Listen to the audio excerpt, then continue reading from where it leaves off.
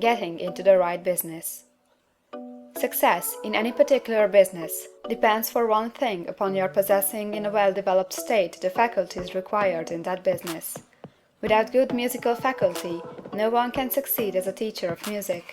Without well-developed mechanical faculties, no one can achieve great success in any of the mechanical trades. Without tact and the commercial faculties, no one can succeed in mercantile pursuits. But to possess in a well-developed state the faculties required in your particular vocation does not ensure getting rich. There are musicians who have remarkable talent and who yet remain poor. There are blacksmiths, carpenters, and so on who have excellent mechanical ability but who do not get rich. And there are merchants with good faculties for dealing with men who nevertheless fail. The different faculties are tools. It is essential to have good tools, but it is also essential that the tools should be used in the right way. One man can take a sharp saw, a square, a good plane, and so on, and build a handsome article of furniture. Another man can take the same tools and set to work to duplicate the article, but his production will be a botch. He does not know how to use good tools in a successful way. The various faculties of your mind are the tools with which you must do the work which is to make you rich. It will be easier for you to succeed if you get into a business for which you are well equipped with mental tools.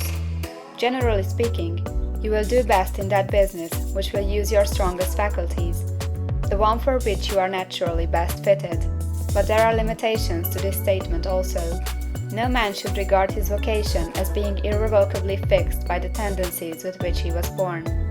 You can get rich in any business, for if you have not the right talent, you can develop that talent.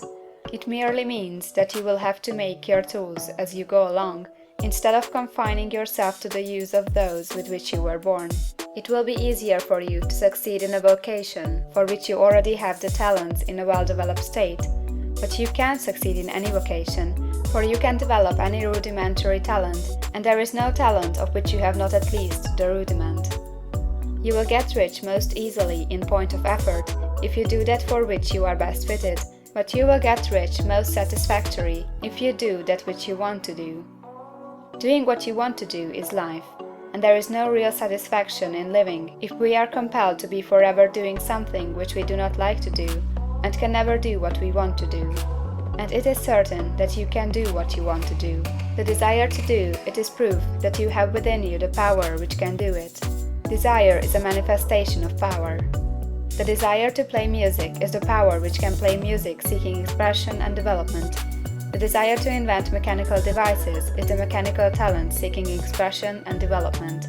Where there is no power, either developed or undeveloped, to do a thing, there is never any desire to do that thing. And where there is strong desire to do a thing, it is certain proof that the power to do it is strong, and only requires to be developed and applied in the right way. All things else being equal, it is best to select the business for which you have the best developed talent. But if you have a strong desire to engage in any particular line of work, you should select that work as the ultimate end at which you aim. You can do what you want to do, and it is your right and privilege to follow the business or avocation which will be most congenial and pleasant. You are not obliged to do what you do not like to do, and you should not do it except as the means to bring you to the doing of the thing you want to do.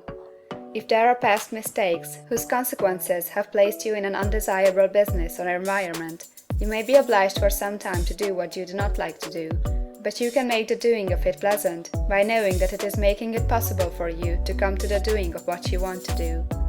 If you feel that you are not in the right vocation, do not act too hastily in trying to get into another one. The best way generally to change business or environment is by growth. Do not be afraid to make a sudden and radical change if the opportunity is presented, and you feel after careful consideration that it is the right opportunity. But never take sudden or radical action when you are in doubt as to the wisdom of doing so. There is never any hurry on the creative plane, and there is no lack of opportunity. When you get out of the competitive mind, you will understand that you never need to act hastily. No one else is going to beat you to the thing you want to do. There is enough for all. If one space is taken, another and a better one will be opened for you a little farther on. There is plenty of time. When you are in doubt, wait. Fall back on the contemplation of your vision. and increase your faith and purpose, and by all means, in times of doubt and indecision, cultivate gratitude. A day or two spent in contemplating the vision of what you want, and in earnest thanksgiving that you are getting it, will bring your mind into such close relationship with the Supreme that you will make no mistake when you do act. There is a mind which knows all there is to know, and you can come into close unity with this mind by faith and the purpose to advance in life, if you have deep gratitude. Mistakes come from acting hastily, or from acting in fear or doubt, or in forgetfulness of the right motive, which is more life to all, and less to none. As you go on in the certain way, opportunities will come to you in increasing number, and you will need to be very steady in your faith and purpose, and to keep in close touch with the All-Mind by reverent gratitude. Do all that you can do in a perfect manner every day, but do it without haste, worry, or fear. Go as fast as you can, but never hurry. Remember that in the moment you begin to hurry, you cease to be a creator and become a competitor. You drop back upon the old plane again. Whenever you find yourself hurrying, call a halt. Fix your attention on the mental image of the thing you want, and begin to give thanks that you are getting it. The exercise of gratitude will never fail to strengthen your faith and renew your purpose.